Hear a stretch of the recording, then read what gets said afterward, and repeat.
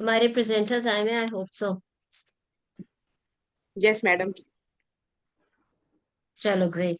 सो anaemia का एक कर लेते हैं सिनेरियो, उसके बाद इसके मल्टीपल जो छोटे छोटे सिनेरियोस करके, सो दैट आपको उसको रिप्लाई करना और उसको यू नो जब एग्जामिनर एकदम से क्वेश्चन करे उसको रिस्पॉन्ड करना है।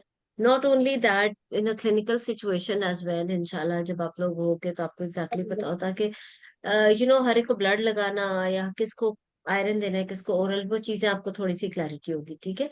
सो जी, फर्स्ट कौन सी प्रेजेंटर है हमारे? अस्सलाम अस्सलाम वालेकुम मैम, वालेकुम निदा। सलाम। शुक्र वालेकुम।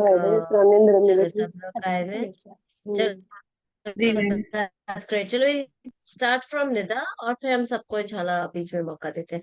जी निदा, आपके पास कोई सिनेरियो है या हम स्टार्ट करें? मैम आप दे दें scenario.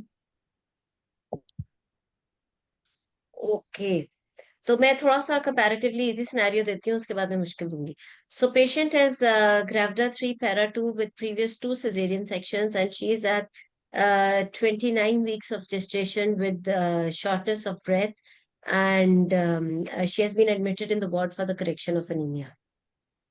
Okay ma'am, structure discussion की तरह करूँ? Quickly structured instruction, history examination. जी। Okay ma'am.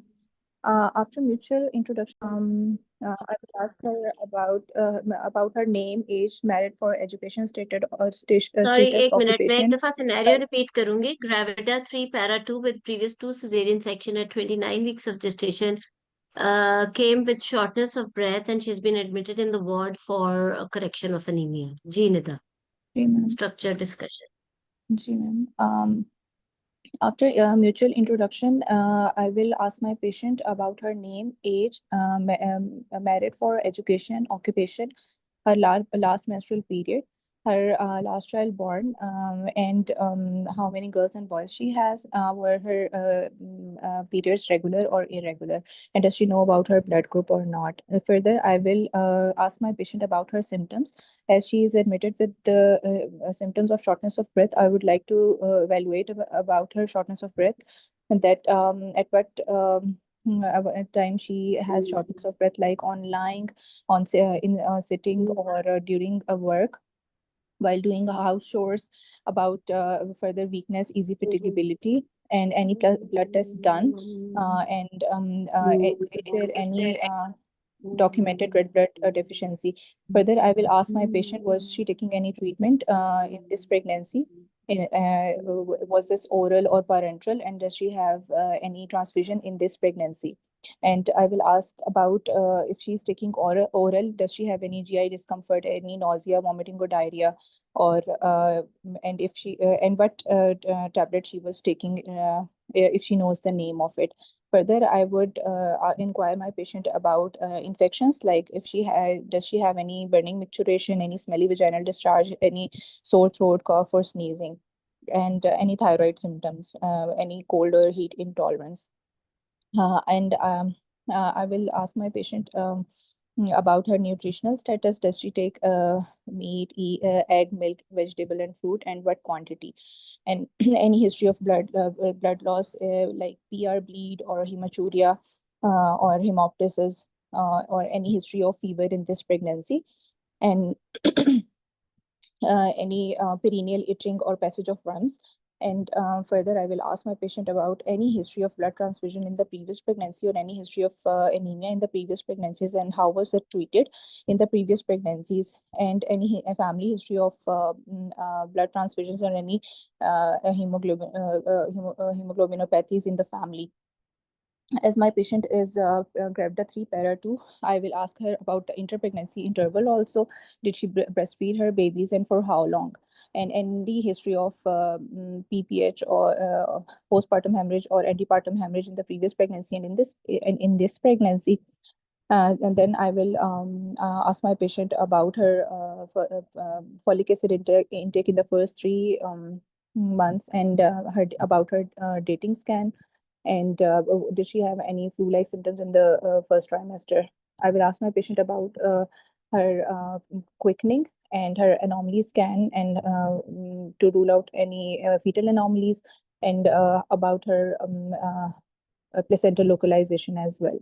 And did she about her uh, and then I will ask my patient about her gynae history, that does she have any history of heavy menstrual bleed, about her and then any chronic illnesses she has, any renal, liver or tuberculosis, and any drug she is taking due to some other reasons, and any surgery done other than the C-sections. Hmm, जी Um, quickly examination कर लें फिर बात करते हैं जी and now I would like to examine my patient in the presence of chaperone. I will do a general physical examination. I will check her BMI. I will check any pallor in the mucosal areas, any koilonychia, stomatitis, glossitis, and I will check my patient GVP to rule out any cardiac, any symptoms of cardiac failure, and chest auscultation to rule out any pulmonary edema or any, and for the heart sounds. And then I will do her abdominal examination to check for some physiofundal height, lie presentation, and estimated amniotic fluid volume and estimated fetal weight. And also I will check for any pedal edema as well. Now I would like to know her investigations. Quickly investigations भी मांग लें Blood group with Rh factor, her complete blood count for hemoglobin, total leukocyte and platelet counts. चलो Her investigations मैं आपको varicose. साथ साथ बताती हूँ so her blood group is B positive Okay, ma'am. and complete blood count for HP, her HP is 8. जी Okay, ma'am.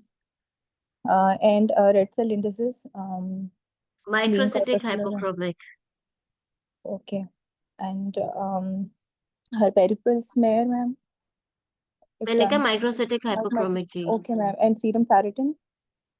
It's less than normal Okay. Any other test done like stool for ova or cyst? Not available Okay, her viral serology, hepatitis B surface antigen, her anti-HCV negative and HIV. Okay, urine negative RE for any RBCs. Okay 6 to 8 parcels Okay, and her oral glucose tolerance test done, not available or any fasting blood sugar or random blood sugar levels. Random 92 Okay. And now, ma'am, dating scan, if done at 11 to 12 weeks, available. चलो वो And ठीक है normal है दिखा दिया ठीक है sure of dates है 29 वीक्स पिछले okay, ma'am. स्कैन्स ठीक है Okay, ma'am. Anomaly scan वो भी नॉर्मल था or any recent scan, ma'am, for fetal well-being or placental हाँ localization of these recent previous scan two पे scars. डेट्स को कॉरिस्पॉन्ड कर रहा है And ma'am, placental localization as she's previous two scars. चलो इसमें हम फंडल बना देते हैं ठीक है. Um, ठीक है as I will offer support to my patients, and I will counsel her regarding her diagnosis, that my patient has a moderate anemia, and I will explain my patient the fetal-maternal risk it's associated with the anemia, that in maternal risk there is the risk of PIH, preeclampsia, cardiac failure, and increased susceptibility to infections, and risk of PPH during delivery, and risk of puerperal pyrexia. And in risk associated with fetus are preterm delivery, IUGR, low birth weight, and neonatal anemia. As my patient is previous to scars, and she's at 29 weeks, and she is also having shortness of breath. And if my patient is symptomatic, I will give her I can give her I can I will give her blood if she's a packed cell volume if she is very symptomatic. If but if my patient is not symptomatic, I can I will discuss her about parenteral and oral route, if she can be compliant with the oral route, because the parenteral and oral route increase the HP level on the same rate. So if she can also, if from her history, I would like to know that if she is having any nausea, vomiting associated with the oral, then I can go for parenteral iron. And for parenteral iron, I would like to I would check her weight and calculate her iron deficit with the Gazzoni formula, and then I will give her parenteral ठीक iron. है। सो Nida, okay, And good. सो वो हम बात करते हैं। मैंने through out आपको बोलने दिया, टाइम हमारा हो गया वह केस से रिलेटेड पूरा। से अगर हम एक्सटेंडेड टॉक स्टेशन का, you were very good overall. आपकी स्पीच बहुत अच्छी थी, आपके कॉन्सेप्ट्स और थ्योरी बहुत अच्छी नजर आ रही है, बट अगर आप मेरे से इसमें मार्क्स पूछो तो आई थिंक मैं 60% भी नहीं दूंगी। I think 58, right? Why? Throughout you were good, but हमें थ्योरी नहीं चाहिए, ये एग्जाम प्रैक्टिकल है, ठीक है? ये चीज जब तक आप लोग रियलाइज नहीं करोगे और एक्सेप्ट नहीं करोगे ना, तब तक आपका आपका प्रेजेंट, क्योंकि थ्योरी आप सबको आती है, इसको आपने अब, और इट्स नॉट एन एमआरसीओजी एग्जाम, इस ये आपका एग्जाम है उस पर्टिकुलर सिनेरियो को लेके इन द प्रेजेंट सिचुएशन, ठीक है? हिस्ट्री वॉज नॉट बैड, और बेहतर की जा सकती थी, लेकिन इस हिस्ट्री को लेके अगर आपकी मैनेजमेंट बहुत अच्छी होती तो शायद आपके पासिंग आ जाते। लेकिन अगर हिस्ट्री को ही हम एक्स्ट्रा ऑर्डिनरी रखें ताकि कहीं पे भी कसर ना रहे, तो फिर हिस्ट्री में बहुत ज्यादा इंप्रूवमेंट की गुंजाइश थी। When you are taking history, आपको हर चीज सॉर्ट आउट करनी है। वी नो हमारे मुल्क में एक, if a lady is there with anemia and she is having shortness of breath, then what does symptom mean actually to her? Symptoms of anemia mean that she cannot take care of her children, she cannot go to the kitchen, and you can easily evaluate the severity of symptoms। आप जब examiner के सामने management discuss करने बैठे हो, तो आपको पता हो कि आपने पेशेंट को ब्लड लगाना है या आईवी, और वो चीज आपकी हिस्ट्री में सॉर्ट आउट हो चुकी होती है। लाइक ये एक देखने को बहुत सिंपल सिनेरियो था, इसके अंदर कोई चीज एडेड नहीं थी। ये जैसा कि ये एक सीधा सीधा प्रीवियस टू 29 वीक्स में so much sure of dates कि उसका नॉर्मली और नकल थिकनेस कैन भी अवेलेबल है, यानी कि हमें डेट्स की भी कोई कंफ्यूजन नहीं है। उसके अंदर कोई ग्रोथ रिस्ट्रिक्शन या मैक्रोसोमिया भी नहीं है। वी नो फंडल है, उसका प्लेसेंटा भी ऊपर है। वी नो आयरन डेफिशिएंसी है, यहाँ तक इन्वेस्टिगेशन में भी बताती है। देखने में ये बहुत आसान केस है, लेकिन इससे मुश्किल और कोई केस ही नहीं है, क्योंकि इसमें टू द पॉइंट बात एग्जामिनर को पता है कि मैंने यही टॉपिक है, इसी में घुमाए रखना है, घुमाए रखना है। So it is actually very difficult case. Apparently it seems के बहुत सीधा सीधा केस है। डायग्नोसिस तो एग्जामिनर ने सामने रख दिया कि आयरन डेफिशिएंसी है, बट ये इसलिए इतना मुश्किल है क्योंकि इसके अंदर आपसे डिस्कशन ये नहीं होनी चाहिए कि ब्लड लगा रहे हो या आईवी, क्योंकि अब आप इस लेवल पे बैठे हुए हो कि जब आप एग्जामिनर के सामने बैठो, and very frankly when the candidates go there prepared, patient देखा, पेशेंट असेस किया, दे नो कि ब्लड लगना है या वो, और आपने उस पे कायम रहना है। फिर ये आयम बाइश है इधर उधर की बातें कि अगर ये होगा तो मैं ओरल दे दूंगी, अगर, it's not like that, totally not acceptable in your practical life, in your exam. Patient के सामने भी बैठे हो या क्लिनिक पे बैठे हो, आप हवाओं की, आपने कहना है आपको ब्लड लगना है, that is it, go to the ward and get the blood transfusion done. इस तरह की बातें नहीं, वो आपने कब कहना है, जब आप पूरा असेस कर चुके हो पेशेंट को। And this is exactly what is required from you in the exam.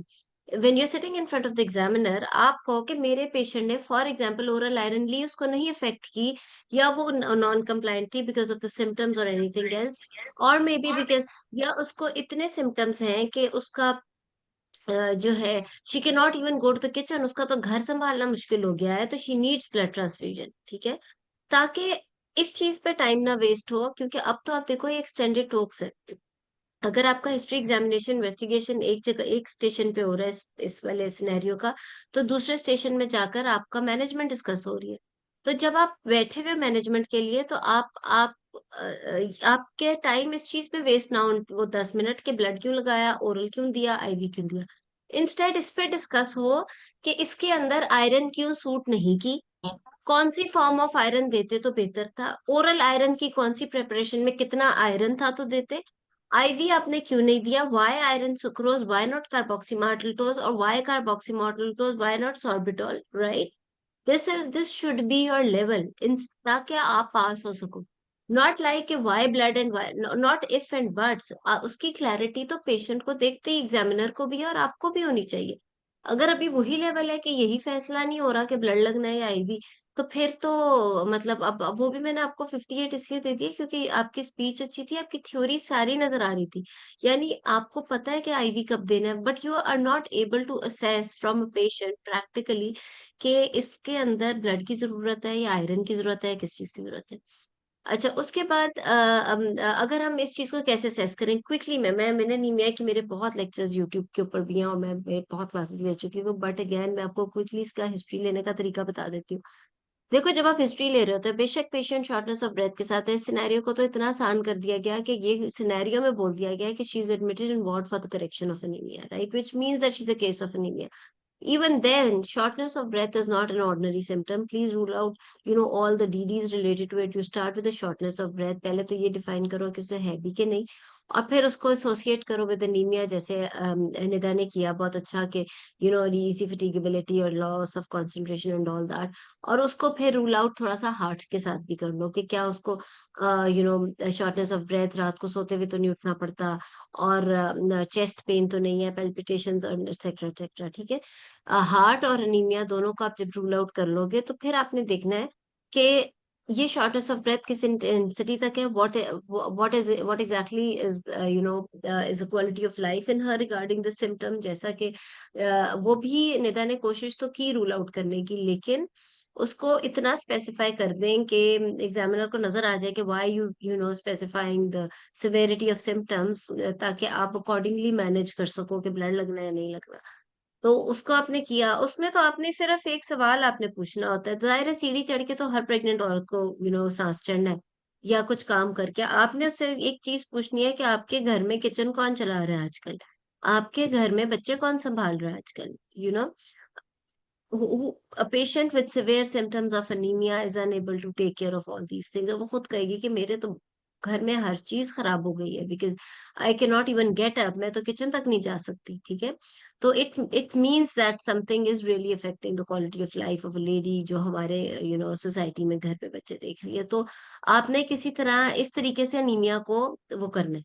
अच्छा, उसके बाद आपने तीसरा जो पार्ट ऑफ हिस्ट्री है, या कह लो तीसरा पैराग्राफ आपकी हिस्ट्री का होगा, that will involve the treatment she has taken up till now. भाई क्यों हो गया 29 वीक्स पे अनीमिया? क्या पिछले प्रेगनेंसीज में भी ब्लड लगते थे? इज इट लाइक थैलेसीमिया और नॉट? ये तो आपको रूल आउट हिस्ट्री में करना है ना, इन्वेस्टिगेशन तो बाद में मिलनी है। और वो आपने कैसे रूल आउट करना है कि फैमिली में तो नहीं ब्लड लगता किसी को, आपको पिछली प्रेगनेंसीज में ब्लड लगे या आयरन लगे। एंड देन आपने फिर आपने पूछना है कि क्या इस प्रेगनेंसी में, बिकॉज आपका नकल थिकनेस स्कैन हुआ, नॉर्मली स्कैन यू सेइंग के हुआ हुआ एक्सेट्रा एक्सेट्रा, तो व्हाई नॉट ओरल आयरन? किसी ने ओरल आयरन भी तो दी होगी ना, नहीं ली तो क्यों नहीं ली? बिकॉज ऑफ बैड कंप्लायंस था, या उसको कितने बुरे सिम्टम्स आए कि वो नहीं इस चीज को मेंटेन कर सकी, या फिर एक्सेट्रा एक्सेट्रा, तो वो अच्छा। उसके बाद आपने, अच्छा, किसी ने आईवी आयरन का एडवाइस किया या नहीं किया, एक्सेट्रा। उसके बाद आप ये, और फिर इस प्रेगनेंसी में कोई ब्लड तो नहीं लगा, and whenever patient is saying कि उसे ब्लड लगा या नहीं, don't take it very light. Blood लगने को फिर आप पूछो कहाँ पर लगा, किसने दिया था, was it a fresh blood और नॉट, ब्लड लगने के बाद आपकी इफेक्ट आया था कि नहीं आया था, वो सारा कुछ। अ, उससे ये होगा कि जब आप हिस्ट्री बता रहे होगे ना एग्जामिनर को, तो एग्जामिनर को हिस्ट्री के दौरान ही पता चल जाएगा कि all the protocols of blood transfusion. बहुत सारी चीजों में when examiner is not satisfied with your history और एनी अदर थिंग, वो उस चीज को और ज्यादा आप में से निकालने की कोशिश करते हैं कि शायद आप इसको और बेहतर बता सको। Like if you are not able to explain और you are not giving much importance to blood transfusion, आप बस ऐसे ही कह गए हो कि उसे ब्लड लगे, तो they will ask you questions कि अच्छा अगर ब्लड लगे तो क्या करना होता है, ब्लड के साथ क्या इफेक्ट्स आ सकते हैं। तो उन क्वेश्चंस को अवॉइड करने के लिए, ताकि आप अपने ट्रैक पे लगे रहो और आप अपना पेशेंट पूरा मैनेज कर सको, इट्स बेटर कि व्हेन यू टॉकिंग आप उस चीज को पूरा कंप्लीट करके बोलो और आगे चलो, ताकि एग्जामिनर को एक ये भी आइडिया हो जाए कि you know all these things, you have been doing it in ward, के blood transfusion is not a very ordinary thing for you. तो वो चाह रहा है कुछ, ठीक है। तो हिस्ट्री में आपने ये सारा कुछ हर सूरत रूल आउट करना है, और फिर सबसे बड़ी बात ये कि चलो कंप्लायंस तो नहीं थी, बट कॉज ऑफ एनीमिया, क्या उसको एचएमबी रहा, मैंने थैलेसीमिया वगैरह का तो रूल आउट कर दिया, कोई ब्लीडिंग डिसऑर्डर तो नहीं रहा, या कोई वर्म इन्फेस्टेशन के वो हिस्ट्री वाज नॉट बैड, नेता की हिस्ट्री इतनी बुरी नहीं थी, एक्सेप्ट कि वो बहुत इंपॉर्टेंट चीज कि अब तक कि एनीमिया हुआ ही क्यों 29 वीक्स तक, के ओरल आयरन और वो सारी चीजें वो पूछना शायद उनका उतना डिटेल में नहीं हो सका। Examination was good. एग्जामिनेशन में मैं ये सजेस्ट करूंगी कि if a patient is there with shortness of breath, बेशक वो एडमिटेड है, she is been admitted in the ward for the correction of anaemia, आपको बेशक बता दिया गया है हिस्ट्री या सिनेरियो के अंदर, लेकिन even then if she is complaining of shortness of breath, it's better to talk about the cardiac examination as well. You have to listen to the heart sounds. आपने उसका पूरा कार्डियक एग्जामिनेशन, जेवीपी, वो सारा कुछ भी करना होता है, बिकॉज अगेन डीडी हमने लेकर चलना है हिस्ट्री एग्जामिनेशन में। इन्वेस्टिगेशंस आपकी कुछ मुझे इनकम्प्लीट लगी, पर फिर भी ओवरऑल इतनी बुरी नहीं थी। आई वुड सजेस्ट कि जब आपका एचबी कम आ जाता है तो उसमें थोड़ी और इन्वेस्टिगेशंस मांग लें आपने। माइक्रोसिटिक हाइपोक्रोमिक के बाद और आयरन डेफिशिएंसी, सीरम फेरेटिन के लो लेवल के बाद टीआईबीसी नहीं मांगा आपने, एचबी इलेक्ट्रोफोरेसिस नहीं मांगा, स्टूल आपने मांगा, बट देन समबडी सेज कि मलेरियल पैरासाइट की भी बात कर ली जाए, चलो वो जस्टिफाइबल है, आपको फीवर की हिस्ट्री है वो नहीं। तो ये सारा कुछ अगर डिटेल में और मांग ले तो बहुत बेहतर हो जाता है। तो ये था, किसी ने अभी तक कोई क्वेश्चन या कोई चीज ऐड करनी है? देन यूरिन में पसल्स थे, कल्चर सेंसिटिविटी मांगना बनता था। जी, कोई क्वेश्चन?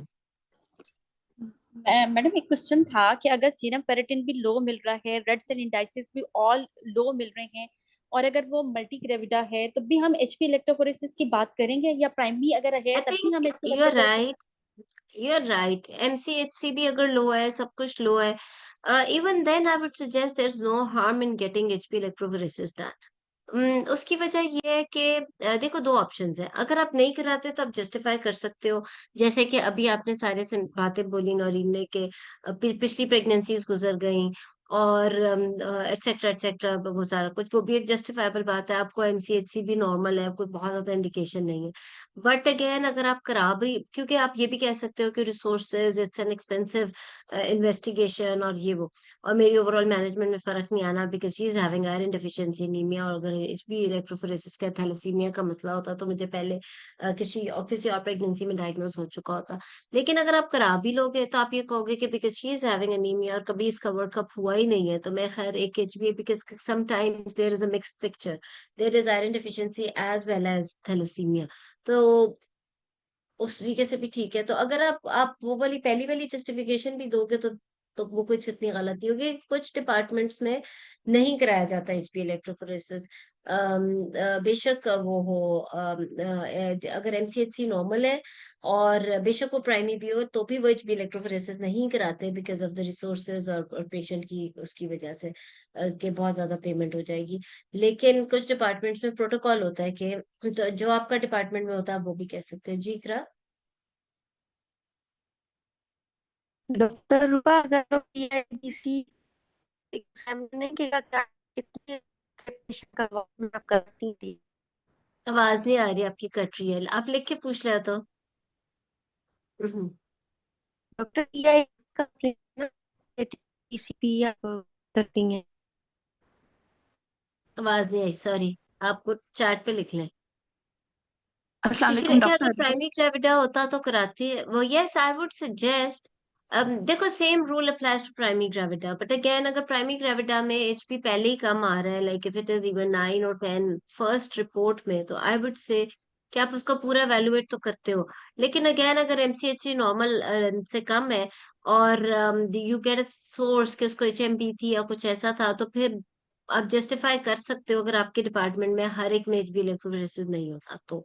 लेकिन इट्स ऑलवेज बेटर, अगर मेरे से पूछो तो मैं तो कहूंगी कि मल्टी में भी अगर पहले नहीं हुआ और लो एचपी के साथ वो प्रेजेंट कर रही है, एंड और साथ में कोई और, मतलब there can be mix picture, तो there is no harm electrophoresis कराने का, but as it's an expensive investigation तो आप दूसरी तरह से भी जस्टिफाई कर सकते हो। जी। अस्सलाम वालेकुम डॉक्टर अरबा। वालेकुम जी। मैम, ये जो आयरन स्टडीज हम हर आयरन डेफिशिएंसी एनीमिया के केस में करवाते हैं? कराते हैं ना, आपने उसे पूरा एवेलुएट करना है। मैम, उसमें टीआईबीसी और सारा वर्कअप आ जाएगा? यस, बिल्कुल कराएंगे, ओके। कराना है। टीआईबीसी और सीरम फेरेटिन बेहतर है कराना है। आई नो कुछ डिपार्टमेंट्स में दोनों चीजें नहीं होती, एक चीज होती है, लेकिन टीआईबीसी कराना है। उसकी एक दो वजूहात है एक्चुअली, बहुत डिटेल में अगर चले जाएं कि वो कहते हैं डेवलप होने की भी ना स्टेजेस होती है। अब इसकी इतनी डिटेल में क्या जाने की अब बात है। इसके अंदर पहले तो शुरू में जब एनीमिया डेवलप स्टार्ट हो रहा होता है तो एरिथ्रोपोइसिस ज्यादा हो जाता है और एचबी ठीक रहता है। दूसरी स्टेज में जाके एचबी भी कम हो जाता है, टीआईबीसी भी बढ़ जाता है, सीरम फेरेटिन भी कम हो जाता है, और फिर तीसरी स्टेज पे जाके आरबीसी इंडिसेस इफेक्ट होता है, और चौथी स्टेज पे जाके पेरिफेरल स्मेयर इफेक्ट होता है। कई दफा वो इतनी अजीब सी आरबीसी इंडिसेस पेरिफेरल स्मेयर की इसीलिए पिक्चर दे देते हैं कि क्योंकि ये थोड़ा सा स्टेज वाइज जब एनीमिया डेवलप हो रहा हो तो वो थोड़ा सा ऊपर नीचे हो जाता है। लेकिन अगर आप मेरे से पूछो तो यस, सीरम फेरेटिन टीआईबीसी की वैल्यूएशन करानी है अगर आपको एचबी कम मिल रहा है।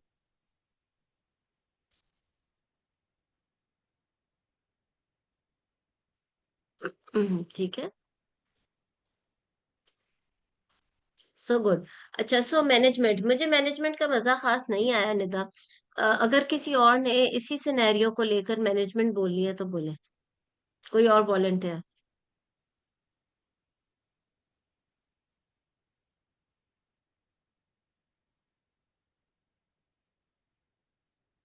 हम्म। मुझे लगता है सब डर गए क्योंकि निमिया की इसकी निदा की माशाल्लाह स्पीच इतनी अच्छी थी। शी वो she is a good candidate, और लेकिन वही बात है, थोड़ा सा स्टाइल चेंज करना है। उसकी वजह ये है कि जैसे मैंने आपसे कहा है कि थ्योरी आप सबके पास हो गई है इंशाल्लाह, और अब वाइवा वाइवा की तरफ अगर आप जा रहे हो तो हम लोग थोड़ा सा क्या मिस्टेक कर जाते हैं।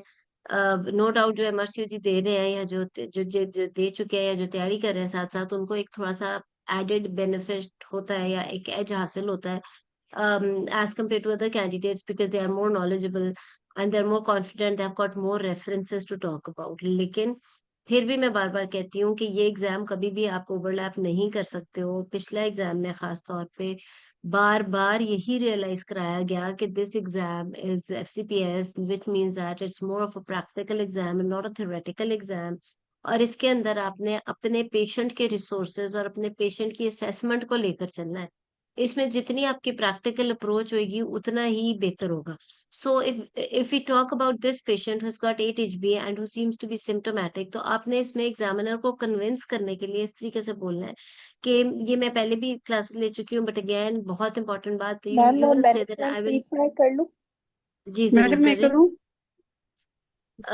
करें, किसने करना है? निदा आप तो मेरा ख्याल है कर चुके हो एक बार ना, अरहा को मैडम ट्राई मेरे कराते पास हैं। जी अरहा। जी। ओके, अस्सलाम वालेकुम मैम। वालेकुम सलाम। Madam, first of all, I will offer my support to the patient. I will counsel regarding her diagnosis that she is having moderate anemia in pregnancy. I will involve multidisciplinary team, and then I will tell her there are few symptomatic implications. In the mother, there will be risk of repeated blood transfusion, cardiac failure, pulmonary edema, antepartum hemorrhage, postpartum hemorrhage. In the fetus, there will be risk of the low birth weight, preterm delivery, stillbirth. And then I will optimize the condition of my patient as she is having urinary tract infection, so I will give her antibiotic. I will deworm her by giving her tablet Vermox, and then I will, as she is symptomatic, I will transfuse her 1 unit of blood till her symptoms will resolve. After that, I will correct her anemia by giving her IVRN according to Genson's formula. My aim will be to keep her HbA up to 11 gram per deciliter. Side by side, I will also tell her about lifestyle modification to improve her diet, to take iron-rich diet, and take her therapeutic dose of iron. And once her condition become optimized, I will also perform the non-stress test for the fetus. Then I will keep her on follow-up visits. I will call her for follow-up every 2 weeks. At each visit, I will check her complete blood count, and I will do her fetal growth scan for the fetal growth monitoring. Then I will reassess her at 36 weeks of gestation for time of delivery, model delivery, breastfeeding, contraception, and I will do her scan for the placental localization. Then at the time of delivery, my aim will be to do her cesarean section at 38 to 39 weeks of gestation. During the section, I will take an informed consent, take anesthesia, put an arrange blood. ठीक है, good. I will so not bad, overall allot better. लेकिन again इसको और बेहतर इसलिए करने की जरूरत है क्योंकि एग्जाम में जाके शायद इसमें से कुछ कम कम बातें बोल सको। तो बात मैं यही करती हूँ कि तैयारी 70% की करोगे तो शायद 60% आ जाए। इसको और बेहतर कैसे किया जाए? बाकी तो ठीक था कि I will explain diagnosis to the patient that she is having iron deficiency anaemia from the investigations, and वही जो इसके पॉसिबल पॉसिबल इफेक्ट्स जो बेबी और मदर को हो सकते हैं वो आपने बोल दिए। You treated her UTI, right, because pus cells भी थे। उसके बाद आपने कहना है कि her haemoglobin is 8 and she is at 29 weeks of gestation. My patient is having symptoms, and considering the symptomatic anemia, I would like to give her blood transfusion. ठीक है, I will give her one blood transfusion, one Paxil transfusion, keeping her admitted in the hospital or with monitoring. ठीक है, and after blood transfusion, I would like to revisit her on the same day or on the next day to check for the symptoms. Her symptoms should improve markedly. ठीक है, and I will again assess regarding the severity of symptoms again, because we need to find out ना कि अब और blood भी लगना है या नहीं। मोस्टली एनीमिया के अंदर अगर वो आयरन डेफिशिएंसी की वजह से ही सिम्टम्स हैं, तो वो मिरेकल की तरह, चाहे किसी का HB4 भी हो, अगर सिम्टोमेटिक है and you give her blood, अगले दिन जाओगे उसके सिम्टम्स मोर देन 50% ठीक हो गए होंगे, राइट। सो यस, और अगर उसके सिम्टम्स मोर देन 50% इंप्रूव हो गए हैं but there still are some very disturbing symptoms जो अभी तक उसको सेवेरिटी ऑफ सिम्टम्स को ठीक नहीं कर पा रहा, तो हम उसे एक ब्लड और भी लगा सकते हैं। ठीक है, क्योंकि हमने उसके सिम्टम्स पूरी तरह ठीक करने हैं, हमने उसको कार्डियक फेलियर तो नहीं होने देना ना। तो तो हमने उसे नॉर्मली एग्जाम में बेहतर है एक ब्लड ही काफी है, राइट। अच्छा, उसके बाद आपने उसे एक ब्लड लगाया, फिर आपने उसके सिम्टम्स रीवैल्यूएट किए, बिकॉज इस पूरे केस के अंदर examiner wants to talk about anaemia more. Yes, further management is also good कि आप उसे एंड तक टर्म तक लेके जाओ and all that, but this scenario, इसमें पहले वो चीजें तो क्लैरिटी से बोले ना जो आप कर रहे हो। तो आपने तो symptoms have improved but right, but still my aim is to keep her hemoglobin at 11. She is at 29 weeks of gestation, at least 10 more weeks to go till her planned cesarean section. So I have adequate time to increase her hemoglobin further, and I would like to reevaluate if she had oral iron or she had IV iron. As she is admitted in the hospital, and even if she has not taken oral iron, I would like to give her IV iron transfusion so that sorry, एक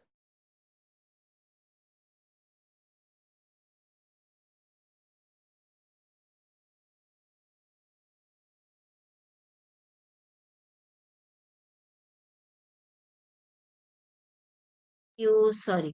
सो मैं आपको ये बता रही थी कि उसका ठीक है, पहले ब्लड लगाया, उसके सिम्टम्स बेहतर हो गए, she is admitted in the hospital.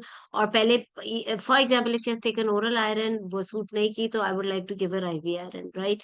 अगर अगर उसने ओरल आयरन ली भी है और नहीं ली भी एट ऑल, तो भी if she is admitted in the hospital, तो आप उसे IV आयरन के बाद डिस्चार्ज कर सकते हो। But again you can also discharge her on oral iron as well, उसे BD आयरन पे डिस्चार्ज कर दो, ताकि उसका फिर आप 10 days के बाद HP रिपीट करा कर देख सकते हो। And if her HP is increasing, which means that she is not compliant with the she is compliant with the oral iron, तो फिर हम वो उसी तरह BD में कंटिन्यू करेंगे और महीने में उसकी HP बेहतर हो जाएगी। बट अगर आप उसको IV आयरन के बाद डिस्चार्ज कर रहे हो, तो अगेन 10 days के बाद मैं तो कहूंगी कि आप उसका अगेन HP रिपीट करके देख लो। If it is rising, then it means कि IV आयरन ने भी इफेक्ट किया और ओरल OD आयरन पे आप कंटिन्यू करोगे। So your aim will be to keep the HP at 11। आपने इस चीज को इतना एलैबोरेटेड तरीके से बोलना है ताकि एग्जामिनर को तीनों चीजों का पता चले कि नंबर 1 पे तो यू नो कि ब्लड लगेगा। असल में तो बात यह है कि इतनी क्लैरिटी हो ब्लड की कि पहले तो एग्जामिनर आपको इस बात पे कंफ्यूज करे कि ब्लड क्यों लगाया, so that you should know exactly कि आपने लगाया और किस तरह लगाया और इससे क्या इफेक्ट आप एक्सपेक्ट कर रहे हो। अगर किसी पेशेंट के सिम्टम्स बिल्कुल इंप्रूव नहीं हुए ब्लड के बाद, या दो भी ब्लड के बाद इंप्रूव नहीं हुए, तो इसका मतलब है she needs cardiac evaluation for her symptoms, which means के इस अनीमिया की वजह से उसको कम नहीं है HP, बल्कि उसका HP कम है, बल्कि उसका शॉर्टनेस ऑफ ब्रेथ या सिम्टम्स हैं बिकॉज ऑफ हार्ट सिम्टम्स। तो आपने अगर ब्लड लगाने से भी सिम्टम्स ठीक नहीं हो, तो तो आपने पहले ब्लड लगाया, अगले दिन रीअसेस किया for the symptoms, her symptoms have improved. Now you will discuss with her whether IV iron or oral iron. You know she has taken oral iron, but the HB was so low despite after taking oral iron. Then you will give her IV iron as well and discharge her, and you will call her again after 10 days with the HB report. If HB is rising, which means that IV iron is affecting, she'll continue oral iron OD, and after 1 month again you will get her HB done. Your aim is to keep HB at 11 grams per deciliter. और उसके बाद वो बातें कि आप उसे 39 weeks तक किस तरीके से लेके जाओगे. और अगर आपने उसको ब्लड लगाया, ब्लड के बाद उसके सिम्टम्स इंप्रूव हो गए हैं, उसको अगर आपने IV आयरन लगाया तो अगेन उसको आप 10 डेज बाद बुलाओगे HB and then oral iron continue. तो इस तरीके से आपने करना है. और फिर आगे जाकर आपने अगेन मेरी फिर एडवाइस यही है कि व्हेन यू टॉकिंग किस टाइम पे डिलीवर करना है, नेवर से 38 और 39. You should know exactly what weeks and what date. For example किसी की डेट है 10th ऑफ अगस्त, अगर किसी की एक्सपेक्टेड डेट बन रही है LMP के हिसाब से और आप 39 वीक्स की बात कर रहे हो, तो आपको पता हो कि 3rd of August is 39 weeks, right. तो इतना एग्जैक्ट पता होना चाहिए कि आपने किस डेट पे सिजेरियन करना है, क्योंकि दिस इज बार बार कह रही हूँ कि थ्योरेटिकल एग्जाम नहीं है कि बस बोल दिया 38 वीक्स या बस बोल दिया कि शायद 38 या 39 weeks. But it's not like that. आपको वहां पर इसी तरह असेस किया जा रहा है कि you are sitting in a clinic and attendants are sitting in front of you, और आप उनसे बात कर रहे हो, और and you should be very clear कि आप क्या करने जा रहे हो. एक चीज. अच्छा, दूसरी चीज ये कि आपने जब इसी तरह when you are doing rounds या when you are doing ward and all, तो आपको एक्जैक्टली क्लियर हो. किसी ने कहा डेक्सा कवर. देखो मैं तो ये कहूंगी कि डेक्सा कवर हर एक में अब तो वैसे लगाना रिकमेंडेड उस तरीके से है नहीं. जो रिस्क फैक्टर्स वाले पेशेंट हैं जिसमें आप 439 वीक्स एक्सपेक्ट कर रहे हो, maybe diabetes with pregnancy, hypertension, या कोई और कॉम्प्लिकेटेड चीज, अगर ठीक है she is previous two with anaemia, if you think आप उसको दे सकते हो. वरना डेक्सा कवर भी अब तो है कि ओवरडोजेज नहीं होनी चाहिए, और बहुत एक्स्ट्रा देने की जरूरत होती नहीं है एक्सेप्ट के कोई इंडिकेशन हो. तो अगर आप बाय बुक चलो तो, और you are taking her to 39 weeks, तो उसमें फिर उतना नहीं है जरूरत. मैडम ये जो ठीक है. क्या कहते हैं, हाँ. अगर पेशेंट थैलेसीमिया माइनर है तो उसको हम IV आयरन दे सकते हैं अगर उसका HB कम आ रहा है? आयरन दे सकते हैं आई ओरल वुड या suggest IV? No. Better not. Oral तो देंगे ही, ओरल तो देंगे ही, बट इवन फेरेटिन भी लो आए तो भी ओरल ही देंगे, लेकिन IV आयरन नहीं देंगे. फिर आयरन ओवरलोड के बड़े बुरे इफेक्ट्स आ सकते हैं, तो इस तो वजह से. मतलब अगर हम उसको फिर ब्लड ही लगाएं अगर उसका HB 8 या 9 ब्लड. आ रहा है और she is thalassaemia minor? Yes. देखो एक और मेरी मैम बात सुनिए. थैलेसीमिया माइनर ये में सारी चीजें, कार्डियक कितना एक्सक्यूज मी, होना ये चाहिए? सारी बातें हमने आयरन डेफिशिएंसी में की है. थैलेसीमिक पेशेंट में 8 HB इतनी बुरी नहीं समझी जाती. फ्रैंकली थैलेसीमिया के अंदर आपका HB 10 हो तो वो ऐसे ही होगा जैसे कि नॉन थैलेसीमिक में 11 या 12. ठीक है. तो अगर कोई थैलेसीमिक 8 HB के साथ 29 वीक्स पे बैठी है तो आपने ब्लड नहीं लगाना. हम 8 से कम पे उसे ब्लड लगा के हमने उसे टर्म तक लेके जाना है. कितने ब्लड लगाओगे? मैम ठीक माइनर, है ना. माइनर में भी, माइनर में माइनर में भी. 8? जाहिर है जी माइनर में ही. मेजर कौन सा प्रेग्नेंट होके आता है आपके पास? माइनर में ही आपने, अगर आपका HB देखो 9 और 10, your aim is around like 9 और 10. थैलेसीमिया माइनर में इससे ज्यादा HB नहीं होता पेशेंट्स का. और 8 ठीक 8 है। तो उनका जनरली रहता है 8, 8.5, 8. Although it's on the lower side, but आप उसको ओरल आयरन पे रखोगे. If you get HB less than 8, then definitely pack cell transfusion, right? But you'll try to keep it above like 8 or 9. 9 or 10 is good HB. Caesarean के वक्त तक 10 भी हो तो काफी है. ठीक है. You keep blood in hand and then you do the caesarean section. But even 9 पे भी हम सिजेरियन कर देते हैं ब्लड अरेंजमेंट के बाद, क्योंकि इतनी ज्यादा भी फिर ब्लड ट्रांसफ्यूजन की करने की जरूरत नहीं होती. तो थैलेसीमिया में आपको अपनी थोड़ी सी लेवल कम ही रखना होता है HB का, क्योंकि उनके अंदर वैसे ही कम होता है नॉर्मली. और वो क्योंकि शुरू से ही उनके अंदर HB कम होता है तो उनके अंदर सिम्टम्स भी नहीं इतने होते.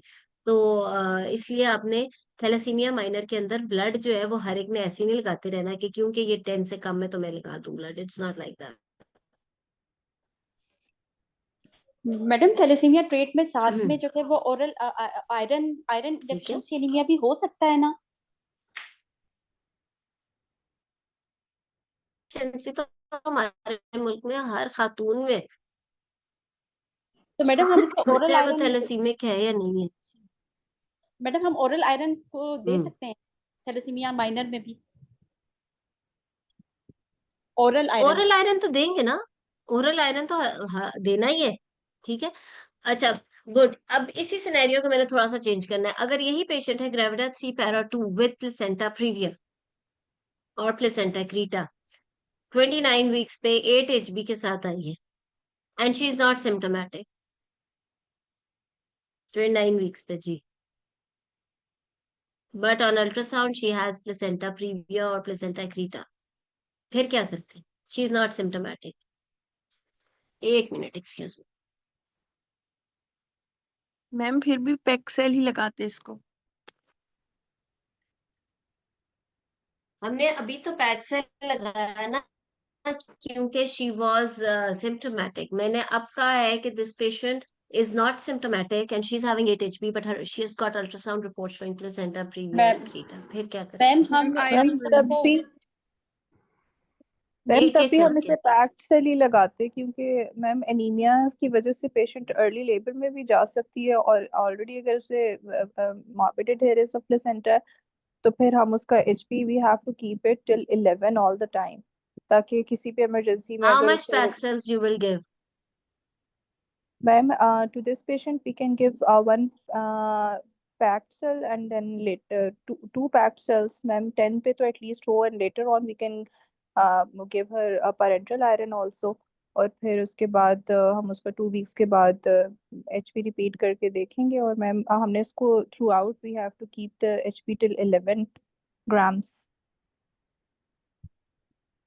नौरीन ने क्या कहना है? जी मैडम, मैं ये कहूंगी कि अगर 28 वीक पर हम अल्ट्रासाउंड करवा के साथ में उसका टीबीएस भी देख लेंगे, और उसमें जो है ना वो हम देखेंगे सर्वाइकल लेंथ कि उसके पीटम में जाने का चांस तो नहीं है, और उसके बाद हम उसको आईवी जो कि वो पेरेंट्रल आयरन दे दें, और साथ में उसका क्रॉस मैच करवा के रखें, जो कि हम हर पेशेंट का प्लेसेंटा प्रीविया का जो प्रोटोकॉल है कि 4 पिंट हम ट्रांसफ्यूज हम अरेंज करा के रखें। अच्छा देखिए, ठीक है, निदा का आंसर ठीक था। निदा का, और चैट में ये कौन है? डॉक्टर शीरी है मेरा ख्याल है। हाँ, निदा का आंसर ठीक था और शीरी का आंसर ठीक है। So the thing is that if patient if it was the same patient and she has got placenta creta or even previa on ultrasound and she is previous to cesarean section, और 8 HB है, 8 HB तो बहुत कम है इस तरह के patient के लिए। If she starts bleeding for example with HB8, she may not survive because we know, हम सब ने अपनी 4 साल की ट्रेनिंग में प्रीविया या क्रीटा को ब्लीड करते डेफिनेटली देखा हुआ है। वो इतना को ब्लीड करता है कि जितना को बेड होता है ना, उतनी ही नीचे बेड के नीचे लेयर बन जाती है। मतलब वंस प्रीविया और क्रीटा इफ खुदा ना खासा स्टार्ट्स ब्लीडिंग, शी कैन उसके टैप खुल जाता है ब्लड का। तो इमेजिन अ प्लेसेंटा प्रीविया और Creta with 8 HB bleeding like this. So it's unbelievable. तो अल्ट्रासाउंड करा के सर्वाइकल लेंथ या वो चीजें नहीं देखते। मतलब हमारी मैनेजमेंट के ब्लड लगना है नहीं, इस पे ये चीज डिपेंड नहीं करी। हमारे लिए इतना ही काफी है कि पेशेंट प्लेसेंटा प्रीविया क्रीटा का और उसका 8 HB है। सो यस, जैसे निदा ने कहा, aim is to keep her HP at least 11 all the times, but इस वक्त 10 तक तो हो ना। वो हर मोमेंट पे हर HP should not be less than 10, क्योंकि any moment if she starts bleeding, वो उसका ये तो ना हो कि वो फौती हो जाए खुदा ना खासा। So I will transfuse her two packed cell. किस तरीके से उसको उसकी स्टेटमेंट्स याद रखें, मतलब try to say the statement as a whole. आप कोई मैनेजमेंट बोल रहे हो, आप ब्लड बोल रहे हो, आप कुछ बोल रहे हो, आपको पता हो कि ये हॉस्पिटल सेटिंग में है, it should be fresh blood, it should be packed cell और जो भी आप लगा रहे हो, और ये इसके दौरान मैं मॉनिटरिंग करूंगी, एक ब्लड के बाद मैं क्या एक्सपेक्ट करूंगी, ये आपने उस स्टेटमेंट के साथ बोल देना है, ताकि वो बात वहीं खत्म हो जाए 2 सेकंड के अंदर, ना कि उसमें 2-4 मिनट जाया हो जाए बाद में। तो आपने उसको उसी तरह करना है कि आपने उसको पैक्सेल लगाया, इट शुड बी फ्रेश पैक्सेल, और उसके बाद आपने उसको under monitoring in hospital setting लगाया, और उसके बाद आपने एक HB अभी एक और पैक्सेल लगाकर एक HB करा लो, 2 packed cell transfusion so that HB should be at least 10, keeping 2 or 4 packs bloods all the times available, के उसके क्रॉस मैच हो या एटलीस्ट डोनर स्टैंड बाय हो, ताकि वो खुदा ना खासा ब्लीड करे। सो तो आपके पास ब्लड की अरेंजमेंट हो, और फिर आपने उसकी प्रेगनेंसी को आगे लेकर जाना है। सो 2 लगा के उसके बाद आप ओरल आयरन दे दो उसको, क्योंकि अगर उसकी 8 HP है तो उसका मतलब ये भी है कि हो सकता है उसने अभी तक लिया ही ना हो। लेकिन if patient is there who is bleeding continuously, तो you will keep her in the hospital, you will transfuse her 2 packed cells, keep 2 or 4 in hand blood all the times, और उसके बाद आप उसका जो है ओरल आयरन पे आप उसे कंटिन्यू करोगे, या फिर उसके अगर शी इज ब्लीडिंग कंटिन्यूसली तो आईवी आयरन भी दे सकते हो, और उसके बाद ओरल आयरन पे कर सकते हो। So this is how you will, इस तरीके से आपका वो सारा सिनेरियो ही बदल गया, या मैनेजमेंट ही बदल गई कंसिडरिंग द अल्ट्रासाउंड फाइंडिंग। ठीक है। मैंने डाला उसके लिए। सो इसमें कोई कमेंट? मैडम अच्छा, पेरिकार्बोक्सीमाल्टोज या आयरन सुक्रोज कब देना वो कैसे डिसाइड करेंगे? देखो बात ये है कि अब तो वैसे जमाना कार्बोक्सी माल्टोज का, right, specially in third trimester. First trimester के अंदर वो अभी भी क्लैरिटी से उन्होंने नहीं कहा हुआ कि आप दो या ना दो, बट अगेन अगर आपने फर्स्ट ट्राइमेस्टर में क्यों ही देना है, फिर तो आप बीडी आयरन में भी दे दो। So carboxymaltose is obviously better. 3 types of iron होती हैं, ओरल आयरन होती हैं, वो सारा आपको पता होना चाहिए कि फेरस सल्फेट होता है, फेरिक सल्फेट क्या होता है, और फ्री आयरन जो आयंस हैं वो कहाँ बनते हैं, और आयरन की एब्जॉर्प्शन कहाँ पर होती है ड्यूडेनम में, हीम आयरन और नॉन हीम आयरन क्या होती है। ये सारी चीजें पता होंगी तो पेशेंट मैनेज करोगे ना, इसीलिए इस तरह के सवाल वाइवे में किए जाते हैं कि what is the difference if she is taking meat and she is taking anything else which इसमें नॉन हीम आयरन है, उसका आपको क्या उसकी एब्जॉर्प्शन में कितना फर्क आएगा, कहाँ पे कौन से रिसेप्टर्स होते हैं एब्जॉर्प्शन के।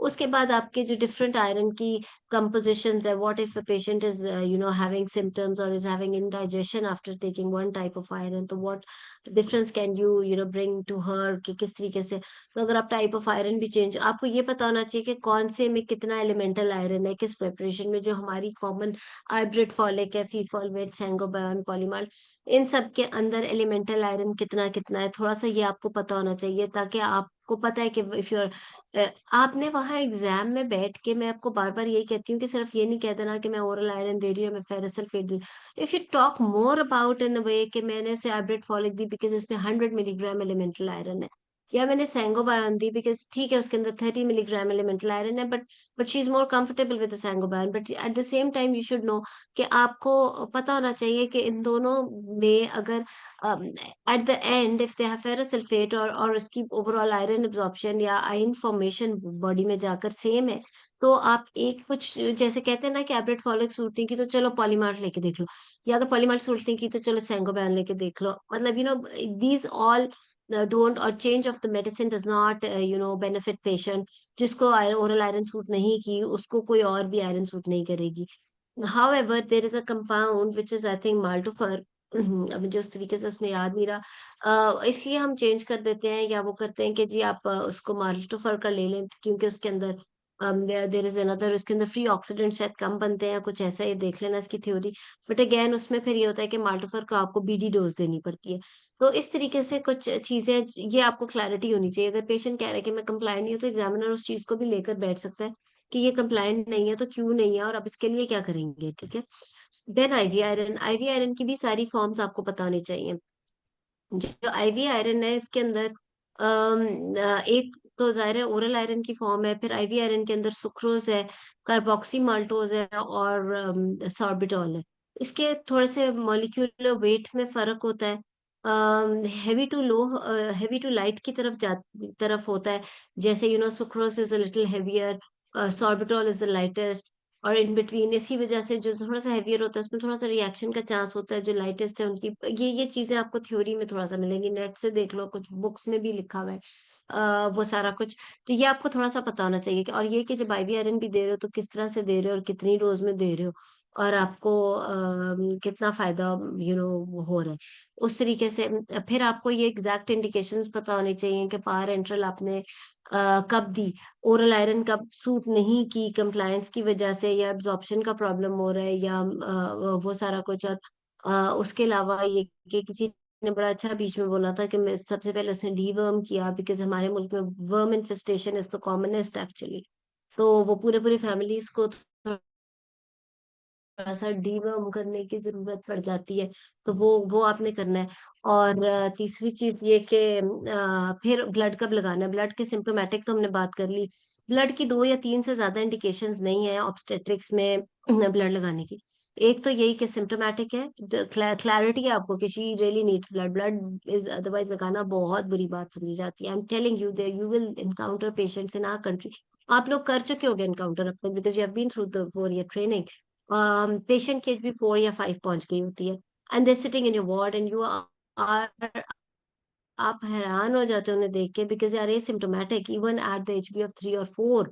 क्यों? क्योंकि वो क्रॉनिक एनीमिया उनको हो चुका होता है, और उनकी बॉडी को उस चीज की आदत हो चुकी होती है, ना तो सिम्टम्स होते हैं ना कुछ। उसको एडमिट इसलिए किया जाता है क्योंकि 3-4 HP सो लेस कि अगर इससे भी कम हो गई तो तो फिर तो हार्ट फेलियर ही ना हो जाए, कुछ होना जाए उसको। सो उसकी ट्रीटमेंट के लिए, अदरवाइज तो वो बेचारी औरतों को खुद भी नहीं पता होता कि उनकी एच बी कहाँ पहुंच गई है। इस हद तक हमारे मुल्क में अनीमिया पहुंच चुके हैं। So the thing is, so I would suggest if you get a patient with 5 HP, yes, you can give her one Paxil if because HP is so low. But अगर आप 5 HP पे IV iron भी बोल दो, या अगर early pregnancy है BD iron करके 10 दिन बाद HP रिपीट करके भी करो, तो भी आप उसे जस्टिफाई कर सकते हो। लेकिन चलो से एक पैक्सल लगाओ, उसके बाद उसे IV आयरन लगाओ, और उसके बाद उसको BD आयरन पर डिस्चार्ज करके 10 days या 2 वीकली HP करा लो, and then you will find out कि कितनी इजीली उसकी HP बढ़ जाएगी। इंस्टेड के 5 HP पे आप कहोगे मैं 5 ब्लड लगाऊं, नॉट एट ऑल।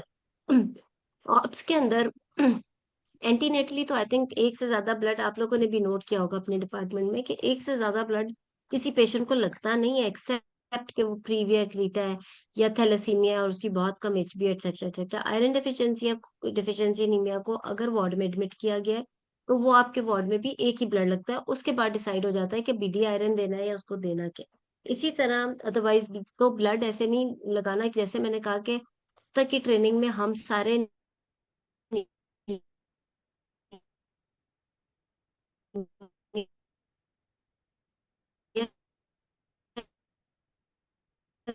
इतना देख चुके होते हैं, हर तरह का नीमिया देख चुके होते हैं, और डेफिनेटली उसकी ट्रीटमेंट्स देख चुके होते हैं, ना लग रहा है।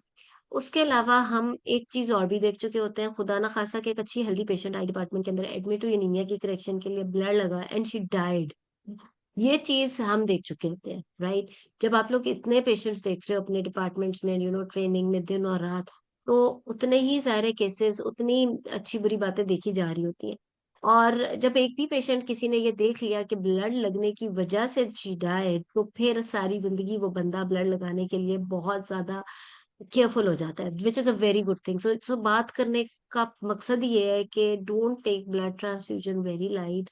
Patient can die anywhere in the world with the reaction, और उस चीज को बहुत सीरियसली लेना चाहिए कि ऐसा ना अफसोस हो जाए कि एक पेशेंट फौत हो गया और बाद में पता चला कि शायद इसको ब्लड की जगह कुछ और भी ट्रीट किया जा सकता था। तो ये चीज नहीं होनी चाहिए, इसलिए शुरू में ही मैंने निदा से कहा कि when she is done with her history examination and she sitting in front of examiner and talking about the management, तो उसको इतनी क्लैरिटी हो कि when she is saying blood transfusion, no one in the world can challenge her कि why you giving blood. इतनी clarity हो तो please इस चीज को आपने रखना है कि खाम खा की ब्लड ट्रांसफ्यूजन वर्ल्ड ओवर ही अच्छी नहीं समझी जाती। तो यस, सिम्टोमेटिक में आपने दिया, दूसरा एक्टिव पीपीएच में दे देते होते हैं, या वेरी मैसिव सेकेंडरी पीपीएच में। सो आई डोंट थिंक कि इसके अलावा कोई तीसरी या चौथी इंडिकेशन ऑब्स्टेट्रिक्स में ब्लड लगाने की। सो बी वेरी केयरफुल, और आपको ब्लड लगाने का प्रोटोकॉल और वो सब भी पता होना चाहिए जी। वन बाय वन, सायरा फिर कमर जी। सायरा। बिल्कुल। मैडम मुझे ये पूछना था कि जैसे कोई पेशेंट है 35 वीक्स पे और उसका एचबी अगर 9 हो पेशेंट, तो क्या पेशेंट को हम पायरेंटल का ऑप्शन देंगे या उसे ब्लड ट्रांसफ्यूज करना चाहिए? Very good question. देखो ये बड़ी कंफ्यूजन सबको रहती है। एक चीज और, मैंने जो कैंडिडेट्स में देखा है, जो मुझे केसेस वगैरह देते रहे, मैंने देखा कि लोगों ने रटा मार लिया होता है कि जी 35+ आएगा तो मैं IV आयरन दूंगी, 35 से कम आया तो मैं ओरल आयरन दूंगी, और जी 37 से अबव आया तो मैं जो हूँ दूंगी, क्या उसे कहते हैं, ब्लड दूंगी। It's not like that. Again you have to first see she is at 35 weeks, for example she is primary gravida, you have got a good 5 or 6 more weeks for pregnancy, so you can treat her. उसका HB अगर for example आपने कितना बताया, 9 बताया, right? You would like to keep her HB above 10.5 at least, right, considering the this trimester, third trimester. इसके अंदर आप पारेंट्रल iron भी दे सकते हो और ओरल आयरन भी दे सकते हो। अगर मेरे से पूछो, if she has not taken oral iron before, then and she is having iron deficiency anaemia, she is sure of dates, ये ना हो कि अनश्योर हो। अनश्योर का मतलब ये ±3 वीक्स, राइट? के हो सकता है वो 37 वीक्स प्लस हो सकता है वो 35 से कम हो। तो if she is sure of dates, जो कि बाकी स्कैन से भी कंफर्म हुआ हुआ है कंसिडरिंग द अर्लियर स्कैन और डेट्स भी, तो if she is at 35 weeks, she is primary gravida, she is having iron deficiency anaemia and she has not taken oral iron before, I have got like good at least 5 weeks to correct her anemia, and I want her HB above 10.5. Her HB is 9. तो मैं इसको BD iron पे discharge करके 10 days के बाद HB repeat करूंगी. Her HB will be more than 10, and all the times I will keep at least one donor stand by all the times. 1 or 2 donor कर लो, चलो हम अभी ब्लीड तो नहीं करा रहे या क्रॉस मैच नहीं कर रहे. और उसके बाद मैं से ट्रीट करूंगी. अगर यही पेशेंट फॉर एग्जांपल 35 वीक्स, अगर आप इसकी एचबी 8 मुझे कहते हैं ना, तो फिर मैं कहती कि मैं अभी आईवी आयरन दूंगी और उसके बाद मैं ओरल आयरन के ऊपर से डिस्चार्ज करके मैडम फिर 10 दिन बाद. अगर ये मल्टी ग्रेविडा हो, उसमें तो ज्यादा रिस्क होगा ना प्रीटर्म का, तो फिर हम मल्टी क्या ग्रेविडा ब्लड दे में शी सकते इज हैं? Having 9 HP. मल्टी ग्रेविडा पे यस, मल्टी ग्रेविडा में प्रीवियस एसपीडीज है, she is having 9 HP. Multi भी है, इसमें पीपीएच का भी चांस हो सकता है डिलीवरी के टाइम पे, बट 9 HP फिर भी मेरे लिए इतनी बुरी नहीं है. सो मैं ब्लड तो 35 वीक्स पे अभी नहीं लगाऊंगी. I will give her IV iron, parenteral iron, will repeat her HP at after 10 days. और साथ में ओरल आयरन पे से डिस्चार्ज करूंगी, कीपिंग 2 donors और 2 units available all the times. Madam और ये पूछ रहा ठीक है. था कि जैसे हमने किसी को 9 ब्लड HP बुरी लगाया है नहीं है 35 वीक्स पे. जी. अच्छा मैम, अगर जैसे किसी को ब्लड लगाया तो फिर उसको कितने डेज के बाद हम आईवी पैरेंटल आयरन दे सकते हैं? अगले दिन दे दें. अच्छा ठीक है ब्लड मैम। खैरियत से लग गया तो अगले दिन दे दें. जी. मैम एक अगर एक करके कमर. हम्म. जी, अगर कोई पेशेंट फर्स्ट ट्राइमेस्टर में आई है मैम हम्म. जी, और उसकी एचपी 8 है, पेशेंट सिम्टोमेटिक नहीं है लेकिन ओरल कंप्लायंस नहीं है उसकी, तो हम फिर उसको आईवी आयरन दे सकते हैं फर्स्ट ट्राइमेस्टर में before 12 weeks? Why compliance check करो ना कि क्यों नहीं है.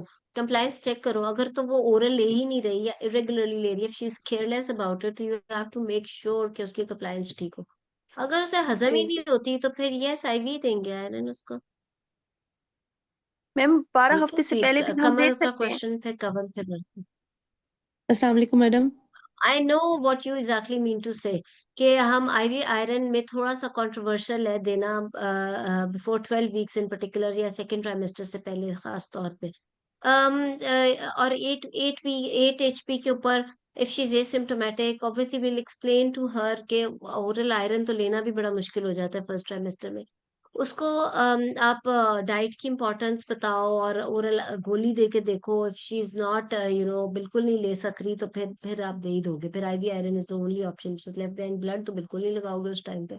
और लेकिन मोस्टली अगर पेशेंट बीट रूट, मीट, खजूरें, ये चीजें ऐड ऑन कर लें तो टाइम हमारा निकल जाता है फर्स्ट ट्राइमेस्टर का. उसके जी बाद ठीक दे दो आईवी आयरन. ठीक। जी. कम यानी एग्जाम में अगर आपसे पूछे ना तो आप कहोगे मैं डाइट से और इस तरीके से करके फिर उसे दूंगी सेकेंड ट्राइमेस्टर में. जी कमर. अस्सलाम वालेकुम मैडम. मैडम वालेकुम एक जी. छोटा सा क्विक क्वेश्चन था, मुझे थोड़ी सी ना इसमें हम्म. कंफ्यूजन रहती है कि अगर हम हम्म. ओरल कोई अनीमिक पेशेंट है आयरन डेफिशिएंसी की और उसको ओरल आयरन देते हैं वर्सेस हम आईवी आयरन देते हैं, आफ्टर 2 वीक्स हमें ओरल आयरन भी अगर थेरेपेटिक डोज में दिए तो 1 ग्राम पर डेसीलीटर हम कहते हैं राउंड अबाउट बढ़ता है ना आफ्टर 2 वीक्स. तो ठीक अगर है. हम उसको आईवी आयरन देते हैं एफसीएम की फॉर्म में सपोज देते हैं, क्या हम्म. आफ्टर 2 वीक्स उसका 2 ग्राम बढ़ेगा या 1 ग्राम ही बढ़ेगा? जो ये कार्बोक्सी माल्टोज वाले हैं वो तो क्लेम करते हैं 2 ग्राम बढ़ जाता है. वैसे 1 ग्राम से तो ज्यादा ही बढ़ता है उसका. तो यस, आप उसका 2 ग्राम ही रखो. ठीक है मैडम, सही है. हम्म. Thank you madam. और अगर मैडम यही हम्म. अगर सपोज उसको मैंने 2 कार्बोक्सी माल्टोज लगाए होते, तो क्या मैं ये समझूं कि उसका 4 ग्राम बढ़ेगा या 2 ही ग्राम नहीं, बढ़ेगा, क्योंकि बॉडी की टू भी तो ग्राम कैपेसिटी दो है से ना? टू मैं तो 2 से ही कह रही हूँ. 2 से 2 मुश्किल से बढ़ता है. देखो अगर एग्जैक्ट बातें करें ना थ्योरेटिकल, तो ब्लड से भी 0.8 ग्राम बढ़ता है. वो भी बड़ा जी डिपेंड करता है. मैंने क्यों कहा कि फ्रेश ब्लड हो, किसने दिया है. अगर दे ही कोई उसकी बेटी रही है जिसकी अपनी एचबी 10 से कम है, तो उसका क्या एचबी बढ़वाएगी. जी इसलिए मैंने कहा कि फ्रेश ब्लड हो और किसने दिया है, कहाँ पर लग रहा है, एक्सेट्रा एक्सेट्रा, वो चीज इंपॉर्टेंट है. इसी तरह अगर आप आईवी आयरन की बात करो तो आईवी आयरन में भी अगर आप इसकी तो आई एम इट्स लाइक 1.5 ग्राम और समथिंग, नॉट एग्जैक्टली 2. लेकिन ये बातें थ्योरेटिकल है. एग्जाम के अंदर जी मैडम. अगर आप बोलो प्रैक्टिकल तरीके से कि मैं इसे 2 एम्प्यूल मैंने लगाए और वो किया, और आई एम एक्सपेक्टिंग कि एचपी फॉर एग्जांपल 8 से इसका नियर 10 तो हो गया होगा, राइट. तो जी दैट मैम. लुक मोर ज्यादा मेच्योर लुक आती है. फिर अगर कोई आपसे आईवी आयरन की डोज पूछ रहा है और आप बैठ के पेन पेपर पकड़ के वो लंबे चौड़े फॉर्मूलाज लगा के और वो करने बैठ गए हो, तो वो नहीं है। You should exactly know, if you talking about Venofer then how much Venofer. आप खुद बोलो कि मैं 2 एमप्यूल ऑल्टरनेट डे 3 डोजेस दूंगी, इंस्टेड के बोलो कि इतना वेट है तो इतने। ये थ्योरेटिकल बातें, ठीक है ना। जी मैम। तो एग्जाम के अंदर अगर आप बोलो कि आपने मैनेजमेंट में क्या क्या लगाया है उसको, तो दैट विल बी बेटर। ठीक है जी, थैंक यू कवर। मैडम। वेलकम। अस्सलाम वालेकुम मैम। जी कवर। जी वेलकम सर। इसके बाद 2 मोर क्वेश्चंस और फिर बस जी कवर। जी मैडम, मेरा क्वेश्चन ये था कि मैम जो हम आईवी आयरन लगाने के बाद में डोज दे रहे होते हैं वो हमने यानी कब रिपीट करनी होती है? लाइक पारिकार्बोक्सीमाल्टोस लगाया हमने, तो मैडम कितने हम्म। दिनों बाद हम दूसरा पेरिकार्बोक्सीमाल्टोस लगा सकते हैं, या सुक्रोज कितने दिनों के बाद जो है वो रिपीट कर नॉट एट सकते हैं? ऑल, नॉट एट ऑल, बार बार तो लगाने की जरूरत ही नहीं पड़ती। बस एक लगाओ और 10 दिन बाद एचपी रिपीट करो। बार बार क्यों लगानी है? मैम ये हो रहा होता है ना कि अगर पेशेंट की एचपी 8 है तो उसको कह रहे होते हैं कि ऑल्टरनेट डे पे लगवा लें, एक वो आज आप लगवा वीनोफर लें एक होता है, वो परसों। सुक्रोज होता है। कार्बोक्सी माल्टोज सिंगल डोज है। सिंगल डोज ठीक हो गया मैम, हम्म। Thank you. ठीक है जी। जी। अ, जी मैडम बता। मैंने पूछ मैडम मैंने पूछना था कि ये जो हम जब पेशेंट से अनीमिया वाले पेशेंट की हम हिस्ट्री लेते हैं ना, तो हम उससे वो जैसे वो न्यूयॉर्क हार्ट एसोसिएशन क्लासिफिकेशन के हिसाब से उसकी टाइपिंग करते हैं अगर वो शॉर्टनेस ऑफ ब्रेथ हो। तो हाँ मैडम हम जी। उसको जब मैं समराइज करूँ अपना केस, जैसे कि मैं एग्जामिनर को सुनाऊँ, तो मैडम मैं उसमें बोलूंगी कि ये इसमें फॉल करती है या नहीं, या बस मैं नॉट उसको एट ये ऑल, वो हार्ट की क्लासिफिकेशन है, वो नीमिया के लिए नहीं है। बस सिर्फ हमने वो हिस्ट्री में उसमें चेक करने के लिए कि आइदर अगर पेशेंट वो की बोल दोगे तो लगेगा कि आप अनीमिया और हार्ट को डिफरेंशिएट नहीं कर सक रहे हो। ये मैं यही पूछना चाह रही थी। तो मैम अनीमिया में नहीं वो बोलना जी। ठीक है, सही है, थैंक यू मैम। ठीक है, गुड। जी इकरा। मैम ये जो गेंसुनी फार्मूला है इसमें हम 1000 स्टोर्स के लिए ऐड करते हैं, तो फिर हम उसके बाद प्रोफाइलेक्टिक आयरन देंगे नहीं, ओरल? प्रोफाइलेक्टिक आयरन नहीं देना, ट्रीटमेंट का बस देना जी। है। और मैम ये स्टोर्स कितने टाइम के लिए मतलब इनफ होंगे, 3 मंथ्स के लिए? It's not about that. आप आयरन जब दे दोगे उसके बाद उसे ओरल आयरन भी लेके मेंटेन करना है। इट्स नॉट लाइक आईवी दे दिया। अगर फॉर एग्जाम्पल कोई पेशेंट ओरल ले नहीं सकती है तो आप उसे डाइट शाइट बताकर भेजते हो, ठीक है ना। You have to maintain it with diet और समथिंग लाइक दैट, ठीक है। Okay ma'am. जी जी फायजा। मैम एक सिनेरियो था, एग्जाम का सिनेरियो था कि primary gravida hmm. 36 weeks, dichorionic diamniotic twins, HB8। तो मैंने इसकी मैनेजमेंट ये बताई थी कि इसके शी हैज़ अभी 2 more weeks टू गो, और सिम्टोमेटिक पेशेंट है, so I will transfuse her packed cell blood, 1 paxil blood, and if she is not is if she, her symptoms are improved, then I will keep in hand 2 blood products in a bank and deliver at 37 weeks because she is dichorionic diamniotic twins. लेकिन जब मैं exam से बाहर आई तो candidates ये बता रहे थे कि इसको तो इस स्टेशन पे तो आईवी आयरन की गलत हो डिस्कशन गया। हुई। आपका सिनेरियो था डायमनोटिक डाइकोरियोनिक एट व्हाट जेस्टेशन, कितने वीक्स पे थी? प्राइमिंग ग्रेविडा 36 वीक्स, और कितना 8 एचपी था इसका? और ये 8 था और 36 वीक्स था। तो ये स्टेशन ही ऐसा था, और इस पे लेकिन जब मैंने बाहर कैंडिडेट से पूछा तो तो दे आपने सेड, क्या किया था इसको? तो मैंने ये कहा कि अभी as she is 36 weeks with, if she has symptoms I will transfuse her 1 paxil because she has 1 week more to go. तो but if still no more symptoms are 1 week वो, सॉरी, बिल्कुल ही गलत हो गया आपका काम। ये तो ओके। इतनी इमरजेंसी है, she is at 36 weeks, diamniotic dichorionic, she will go in labour. Diamniotic dichorionic में ठीक है 37 वीक्स, यानी आप समझो कि ये मल्टी ग्रेविडा आ गई जो 40 से पहले 39 वीक्स पे, एंड हर एचपी इज 8। आपकी तो नींदें उड़ जानी चाहिए। ये पेशेंट तो अगर लेबर में चली गई तो ये तो नींद, इसको तो पीपीएच होना ही होना है। तो आप तो इसको फटाफट 2 ब्लड लगाओ चाहे, and keep 2 more in hand. She is very, इसको तो और ठीक है आप उसका कोई 8 नहीं, मुझे तो उसकी 10 एचबी चाहिए। शी इज डायमनोटिक डायकोरियोनिक, इसका तो ट्विंस की वजह से पीपीएच का चांस है। और आप कहोगे कि ठीक है शी इज डायमनोटिक डायकोरियोनिक इसलिए मैं 37 वीक्स पे करूंगी, लेकिन एचबी 8 तो बहुत कम है इसके अंदर। तो इसके अंदर आप बेशक एक 2 पैक्सेल भी इसमें जस्टिफाइबल है, ठीक है। और फिर आप उसकी वन मैम वीक यही के बाद बोल डिलीवरी प्लान करोगे। ओरल आयरन या आईवी और आयरन 1 वीक में इफेक्ट नहीं करेगी। मैम यही बोला था, यही जस्टिफिकेशन दी थी, और उन्होंने फिर पूछा था कि आप कितने ब्लड सेव करेंगे, तो मैंने उनको कहा था कि मैं एटलीस्ट 2 ब्लड बैंक में सेव रखूंगी। लेकिन जब मैं बाहर आई तो उन्होंने कैंडिडेट्स ने कहा कि इस स्टेशन पे तो ये तो आईवी आयरन का स्टेशन था, और इस पे कोई वो तो कंफ्यूजन होगी, एग्जामिनर्स फॉर्मूला हो पूछ रहे सकता थे। है उन्होंने किसी और को कोई और जेस्टेशन दी हो, 36 ना दिया हो, मैम स्ट्रक्चर डिस्कशन थी। बट या may be, but the thing is कि अगर ये है जिसमें 36 वीक्स पे ट्विंस है 8 HB, इसमें तो ब्लड ही लगता है। मैम ठीक है, मैं असल में कंफर्म कर रही हूँ कि मैंने जो बोला है वो ठीक बोला है कि नहीं बोला क्योंकि मैंने अपनी जस्टिफिकेशन आपने यही दी। हर इस तरह के सिनेरियो में अपनी बात का स्टार्ट यही करना है कि as she is for example at 36 weeks of, ये तो खैर ट्विंस की बात ही बदल गई। जैसे हमने शुरू में किया कि gravida 3 para two previous two 29 weeks, no other risk factor other than she is having anaemia and previous two caesarean, and she's at 29 weeks. So आप बोलोगे she's at 29 weeks, she has at least 10 more weeks of gestation to go. She's having iron deficiency anemia, has not taken oral iron before. So her HB is 8. My aim is to keep it at more than 10.5 at least, and so I will give her this. Considering all this, आपकी management आसान हो जाएगी। ठीक है, तो twins के अंदर 36 weeks पे तो वो वैली टर्म पे है, टर्म पे 8 HB ट्विंस के साथ, तो वो तो फिर किधर जाएंगे। ठीक है, सो गुड। आई होप कि आज काफी इंपॉर्टेंट चीजें हमारी कवर हो गई हैं, और अब हम इंशाल्लाह नेक्स्ट टाइम